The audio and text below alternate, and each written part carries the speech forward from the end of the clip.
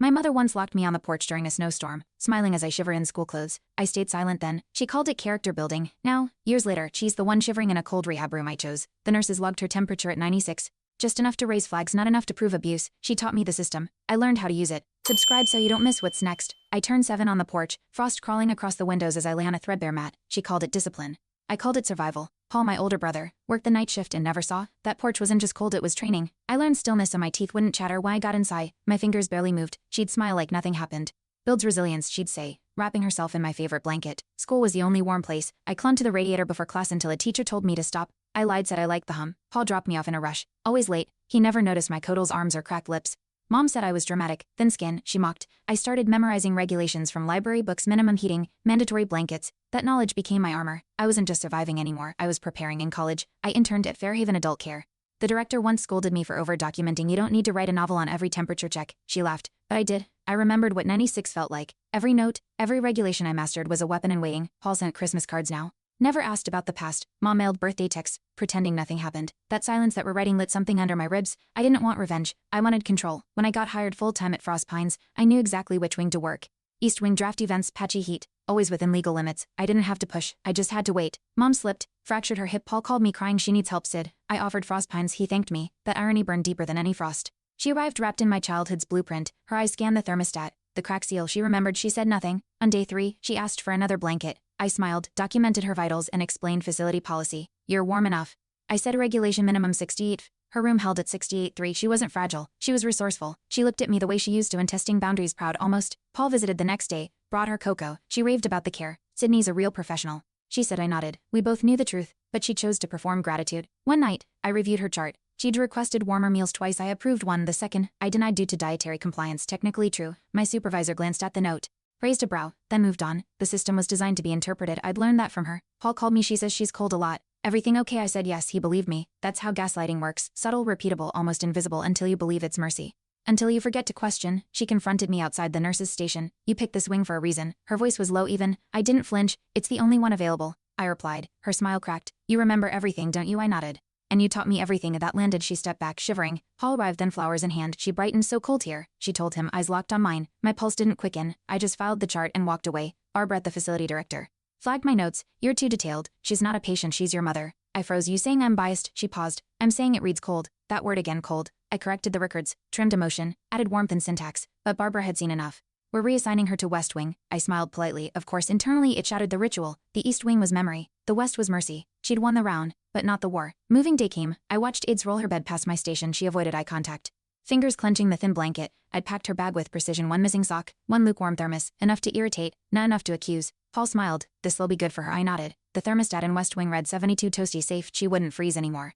But the chill in our story never needed thermostats. It was written in policies, in memory, in blood. Weeks passed. She thrived in West Wing, smiling more, complimenting staff, but she left subtle jabs, complaints that floated, never stuck. Sydney's always so professional, she'd say with that tone, the one that peeled skin without touching. Paul laughed it off. Staff shrugged. I documented meticulously. My power wasn't in warmth or vengeance, it was in precision. Her breath fogged the windows, but her words cut deeper, and still, she played sweet. That was her gift, mine was knowing it. Then she filed a formal complaint. Not against me, against facility conditions. Anonymous, but clearly crafted. Apps arrived. Dylan Chen, my former classmate, now investigator, read the file loud. Temperature inconsistencies.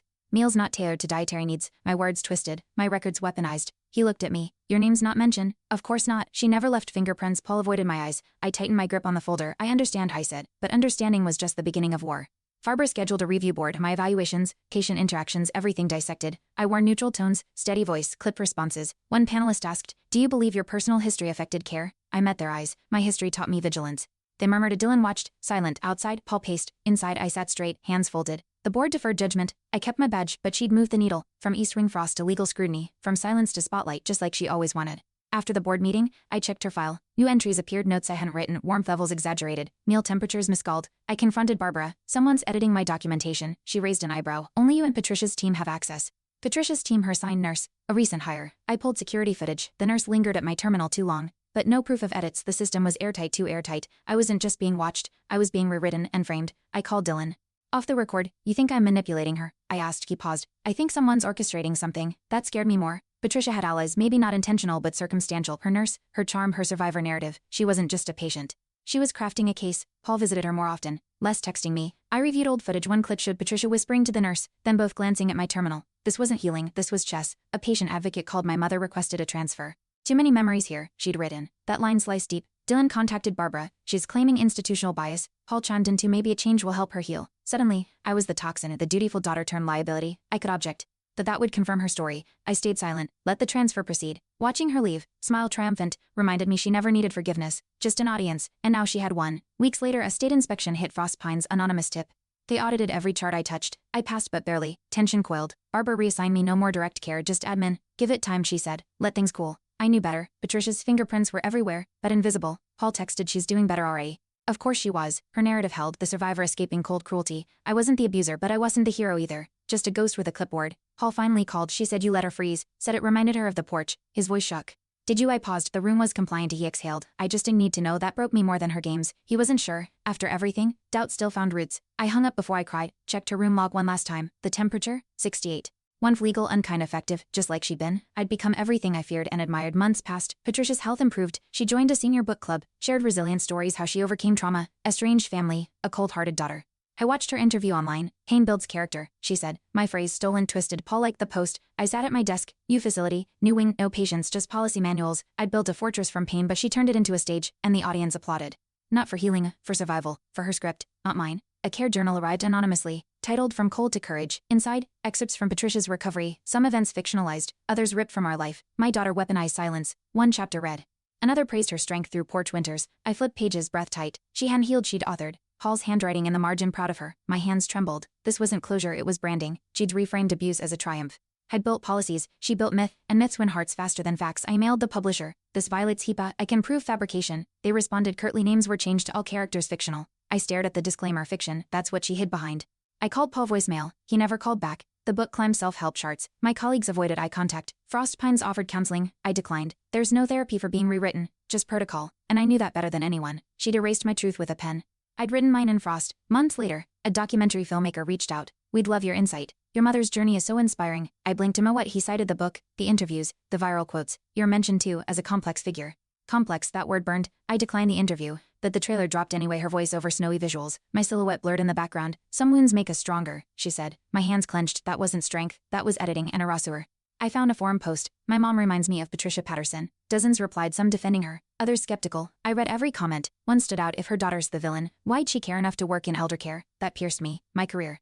Born from trauma, now proof of guilt. I replied anonymously. Sometimes survival becomes service. Hours passed, one like then another, a small ripple, not redemption, but recognition. I wasn't her villain. I was someone's echo. Paul emailed short, hesitant.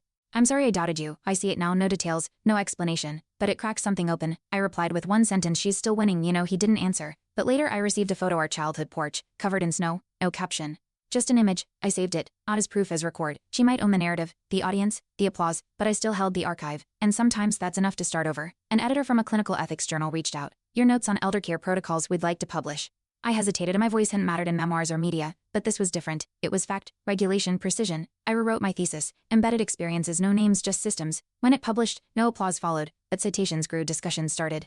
Her story warmed hearts, mine rewired policies. We wrote in parallel, hers emotional, mine procedural. And somewhere between frost and fire, people started listening. A young nurse approached me after a seminar. Your article changed how I chart care. It made me rethink empathy. I blinked. Thanks, I managed, she continued. I used to think rules were cold, now I see their boundaries for safety. I nodded. For once, my work wasn't invisible. It shaped, it shielded. Patricia had wielded warmth as illusion. I'd wielded cold as armor. But maybe, just maybe, this was heat of a different kind. Not vengeful, just constructive, quietly healing. At a conference, someone quoted Patricia's book. Applause followed. Then another panelist referenced my policy paper. Clinical nods. I watched from the audience. Two narratives, one poetic, one procedural. I felt the split, not envy. A strange piece. She's crafted a myth. I'd built a blueprint. Hers moved hearts. Mine moved practices. Both changed the room, in different ways. And in that moment I realized we were both products of the same frost. She shaped perception. I shaped protocol. That too was power. I visited the porch. It was smaller than memory. No frost on the windows, just grime. I touched the railing, cold, honest. No symbolism, just weathered metal. I took a photo for me, not for proof.